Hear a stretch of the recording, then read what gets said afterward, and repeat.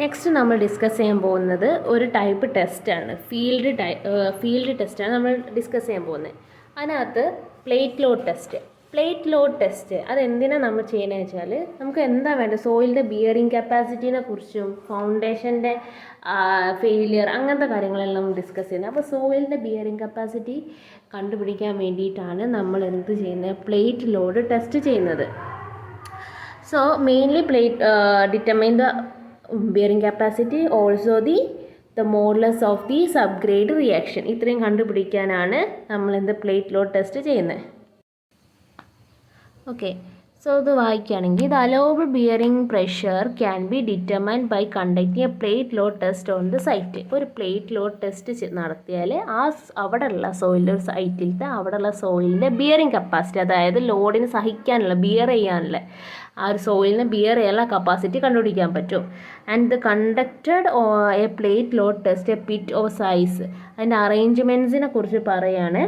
അതിൻ്റെ അറേഞ്ച്മെൻറ്റ്സിനെ കുറിച്ച്, അതിൻ്റെ പ്ലേറ്റ് ലോഡ് ടെസ്റ്റ് ആണല്ലോ, അപ്പോൾ അതൊരു സോയിലേക്ക് ഇറക്കി വയ്ക്കുക, ഒരു പിറ്റ് ഉണ്ടാക്കിയിട്ട് ഇറക്കി വയ്ക്കുക ചെയ്യുക. സോ ആ പിറ്റിൻ്റെ സൈസ് എന്ന് പറയുന്നത് 5 BP into 5 BP by 5 BP, where the BP is the size of the plate and it is excavated at the depth equal to the DF, and the size of the plate is usually 0.3 meter square, and it is made up of steel and 25 mm thickness, and occasionally circular plate is also used. Sometimes large as plates of 0.6 meter square are used. ഇതെന്താ സംഭവം എന്ന് വെച്ചാൽ, ഇപ്പോൾ നമ്മളൊരു footing consider ചെയ്യുക. Okay, footing അതിൻ്റെ depth എന്താ നമ്മൾ എടുക്കൽ, DF ആണ് എടുക്കൽ അല്ലേ. ഓക്കെ, അതിൻ്റെ ബ്രെഡ്ത്ത് എന്താ, BF. സോ ഇങ്ങനൊരു ഫൂട്ടിംഗ് ആണ് നമുക്ക് സോയിൽ കൊടുക്കേണ്ടത്. ഈ ടെസ്റ്റ് അറേഞ്ച്മെൻറ്റ്, ഈ പ്ലേറ്റ് ലോഡ് ടെസ്റ്റിൻ്റെ അറേഞ്ച്മെൻറ്റ് എങ്ങനെയാണ് ചെയ്തത് വെച്ചാൽ, ഒരു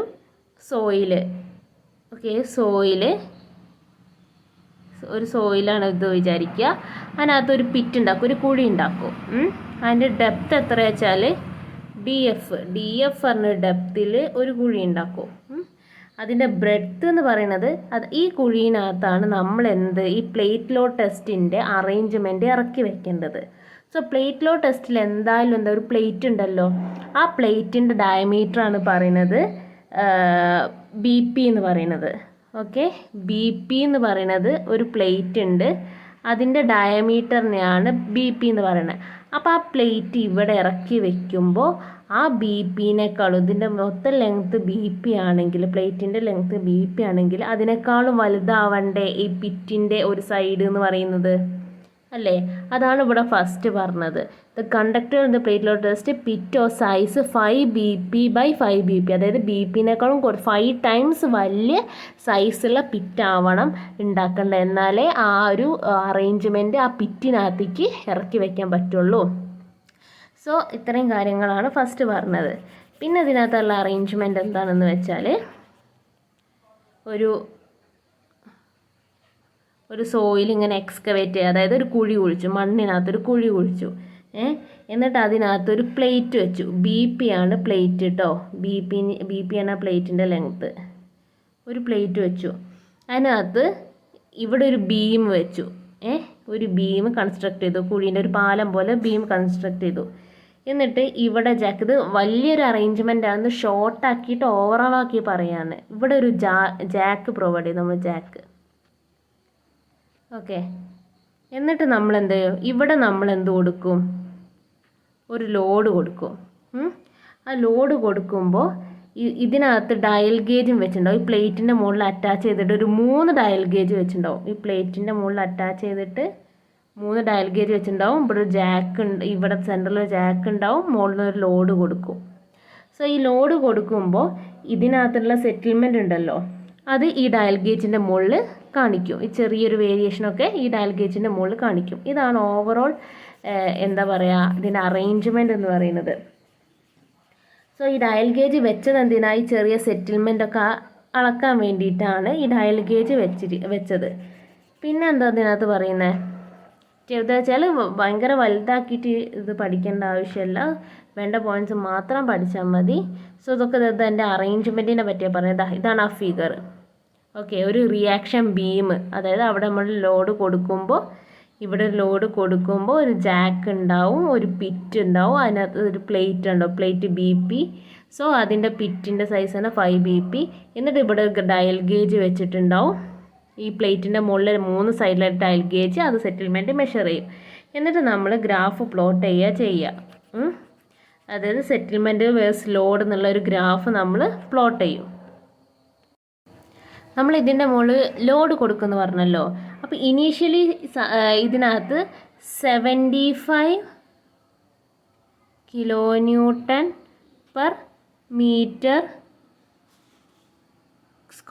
ഇത്രയും ലോഡാണ് നമ്മൾ ഇനീഷ്യലി കൊടുക്കുക. എന്നിട്ട് അത് റിമൂവ് ചെയ്യും. എന്നിട്ട് ഈ ഡയൽ ഗേജ് ഇവിടെ ഈ പ്ലേറ്റിൻ്റെ മുകളിൽ വെച്ച ഡയൽ ഗേജിൻ്റെ റീഡിങ്സ് നോക്കും. ഓക്കെ, എന്നിട്ടാണ് നമ്മൾക്ക് ഇതിലെ ഈ അറേഞ്ച്മെൻറ്റ്സ് നമുക്ക് ലോഡ് വേഴ്സ് സെറ്റിൽമെൻറ്റ് ഗ്രാഫ് നമുക്ക് വരയ്ക്കാൻ പറ്റും.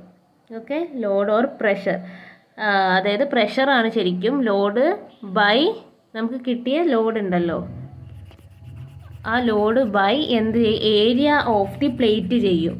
അത് വേഴ്സസ് സെറ്റിൽമെൻറ്റ് ഗ്രാഫ് വരയ്ക്കും. എങ്ങനെയാണെന്ന് വെച്ചാൽ ഒന്നുകൂടി പറയാം. ഓക്കെ, നമുക്ക് കിട്ടിയ അറേഞ്ച്മെൻറ്റ് അനുസരിച്ച് നമുക്ക് ലോഡ് എത്രയാണെന്ന് അറിയാം. സോ ലോഡ് Q ആണ് വിചാരിക്കുക, divided by area of plate ചെയ്യുക. അതായിരിക്കും X ആക്സിസിൽ. Y ആക്സിസ് പറഞ്ഞാൽ അത് എത്ര സെറ്റിൽമെൻ്റ് ആണ് നടത്തുന്നത് അതാണ്. അപ്പോൾ നമുക്കൊരു ഗ്രാഫ് കിട്ടും ഇങ്ങനെ. സോ സോയിലിനെ ഡിപ്പെൻഡ് ചെയ്തിട്ട്, അതായത് ഡെൻസ് സോയിലാണെങ്കിൽ അവിടെ കിട്ടുന്ന ഗ്രാഫ് എന്ന് പറയുന്നത് കുറച്ച് ഡിഫറെൻ്റ് ആയിരിക്കും. ഒരു ഡെൻസ് സോയിലാണെങ്കിൽ ഗ്രാഫ് ഇങ്ങനെ വന്നിട്ട് ഇങ്ങനെ വന്ന് ഇങ്ങനെ ഇരിക്കും. ഓക്കെ, ഇത് മനസ്സിലാവുന്നില്ല, ഒന്നുകൂടി വരയ്ക്കാം.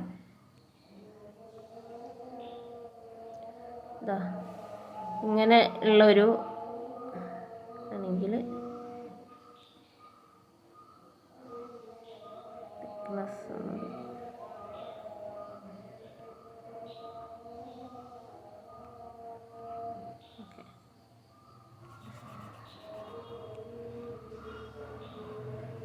ഇങ്ങനൊരു ഗ്രാഫാണെങ്കിൽ ഡെൻസ് സോയിലാണെങ്കിൽ ഇതിൻ്റെ ഗ്രാഫ് ഇങ്ങനെ വരും.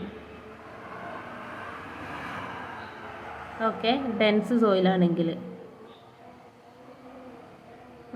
ഇത് load by area of plate settlement. അപ്പോൾ നമ്മൾ പറഞ്ഞത് എന്താ, നമ്മൾ ഒരു ഡെൻസ് സോയിലാവുമ്പോൾ ഇതിൻ്റെ ഗ്രാഫ് കുറച്ചൊരു ഹമ്പായിട്ട് ഇങ്ങനെ വരും. അപ്പോൾ ഇതിൻ്റെ അൾട്ടിമേറ്റ് ലോഡ് ഓർ പ്രഷർ നമുക്ക് ഡിഫൈൻ ചെയ്ത് കണ്ടുപിടിക്കുക. അത് ടോപ്പ് മോസ്റ്റ് പോയിൻ്റാന്ന് പറഞ്ഞിട്ട് നമുക്ക് ഡിഫൈൻ ചെയ്ത് കണ്ടുപിടിക്കാൻ പറ്റും. ഇതാണ് അൾട്ടിമേറ്റ് ലോഡ്. പക്ഷേ ഇത് ഡെൻസ് സാൻഡിൻ്റെ കേസിൽ. ഇനി ലൂസ് സാൻഡിൻ്റെ കേസിൽ ഗ്രാഫ് എങ്ങനെയാണ് വരിക എന്ന് വെച്ചാൽ ഇങ്ങനെയാണ് വരിക, ഇത് ഇങ്ങനെ. അപ്പോൾ ഒരു കറക്റ്റ് പോയിൻ്റ് നമുക്ക് കണ്ടുപിടിക്കാൻ പറ്റില്ല. സോ നമ്മൾ എന്തായിരിക്കും, ലൂസ് സാൻഡിൻ്റെ കേസ് കേട്ടോ, ഇത് ലൂസാണേ, ലൂസ് സാൻഡിൻ്റെ കേസ് ഒരു കറക്റ്റ് പോയിൻ്റ് നമുക്ക് ഡിഫൈൻ ചെയ്യാൻ പറ്റില്ല. ഒരു പോയിൻ്റിൽ തന്നെ ഒരുപാട് പോയിൻ്റ് വരും. അപ്പോൾ നമ്മൾ ആ ഗ്രാഫിനെ നമ്മൾ സെപ്പറേറ്റ് വേറെ ലോഗ് ഗ്രാഫാക്കിയിട്ട് വരയ്ക്കും.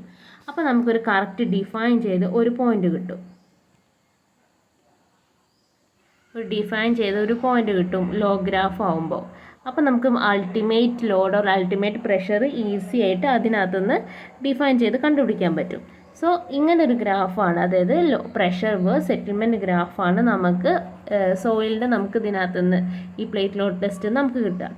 പിന്നെ നമുക്ക് കിട്ടുന്നതാണ് to ultimate bearing capacity of the proposed foundation Q can be obtained from the following relation. So ഈ ഒരു റിലേഷൻ വെച്ച്, അതായത് പ്ലേറ്റ് ലോഡ് ടെസ്റ്റ് നമുക്ക് വെച്ചിട്ട് നമുക്ക് എന്തൊക്കെ കണ്ടുപിടിക്കാൻ പറ്റും, ultimate bearing capacity of clay soil കണ്ടുപിടിക്കാൻ പറ്റും, സാൻഡി സോയിൽ കണ്ടുപിടിക്കാൻ പറ്റും. പിന്നെ നമുക്ക് കണ്ടുപിടിക്കാൻ പറ്റുന്നതാണ് plate load test can also be determine the settlement for a given intensity of loading Q0 and the relation between the settlement of the plate SP and the foundation S F for the same load intensity for given below. അതായത് S F and S P എന്ന് പറഞ്ഞാൽ the settlement of the plate, S F പറഞ്ഞാൽ settlement of the foundation. ആ രണ്ടും തമ്മിൽ ഒരു relation നമുക്ക് ഈ എക്സ്പെരിമെൻ്റ് വെച്ചിട്ട് ഒരു റിലേഷൻ നമുക്ക് ഡിറൈവ് ചെയ്തെടുക്കാൻ പറ്റും. അതുപോലെ ക്ലേയ് സോയിലും ഡിറൈവ് ചെയ്യാൻ പറ്റും, അതുപോലെ സാൻഡി സോയിലും ഡിറൈവ് ചെയ്യാൻ പറ്റും. ഇതൊക്കെ ഈ ഒരു എക്സ്പെരിമെൻറ്റ് സെറ്റപ്പിൽ നിന്ന് നമ്മൾ അനലൈസ് ചെയ്ത് ഉണ്ടാക്കുന്ന കുറച്ച് ഇക്വേഷൻസും കാര്യങ്ങളുമാണ്. അപ്പോൾ ഇത്ര ഡീറ്റെയിൽ ആയിട്ട് വേണ്ട. അപ്പോൾ നമുക്ക് ഇത് എന്താണ് ഇപ്പോൾ നമ്മൾ പ്ലേറ്റ് ലോ ടെസ്റ്റ് ഒരു എക്സാമിന് ചോദിക്കുകയാണെങ്കിൽ അതിൻ്റെ അറേഞ്ച്മെൻറ്റ് പറയുക, പിന്നെ അത് എന്ത് കണ്ടുപിടിക്കാനാണ്, അതിൻ്റെ ബിയറിംഗ് കപ്പാസിറ്റി ഓഫ് സോയിൽ കണ്ടുപിടിക്കാനാണെന്ന് പറയാം. എന്നിട്ട് ഈ ഒരു ഫിഗറിനെ പറ്റിയിട്ട് ചെയ്യുക. അതുപോലെ ഈ ഗ്രാഫ് നോക്കുക. അതുപോലെ ഈ 1, 2 എന്ന പോയിൻ്റ് ഇല്ലേ, ആ 2 പോയിൻറ്റും ഈ പോയിൻറ്റും ഇത്രയും കാര്യങ്ങൾ മാത്രം എഴുതി വെച്ചാൽ മതി. നീട്ടി വലിച്ച് കുറേ എഴുതേണ്ട ആവശ്യമില്ല.